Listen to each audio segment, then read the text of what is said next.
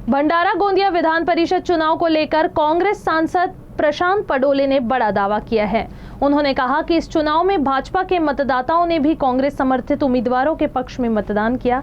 पडोले ने भाजपा सरकार पर सत्ता में बने रहने के लिए साम दाम दंड भेद और गुंडेशाही की नीति अपनाने तथा लोकतांत्रिक मूल्यों को कमजोर करने का भी आरोप लगाया है।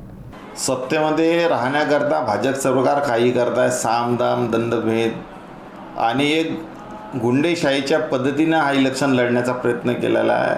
आमच्या कॅन्डिडेटलाही धमकवण्याचा आणि उचलण्याचा प्रयत्न प्रशासनाच्या मार्फत इथं झालेला आहे आणि याच्या विरोधामध्ये आज सगळे लोक चिडले आहे। हा कुठं लोकशाही चालली? आज मूलभूत सुविधाचा अभाव आहे, महागाई वाढत आहे, पेट्रोल डिझेलचे गॅसचे जे रेट आहे ते आकाशाला भिडलेले आहे।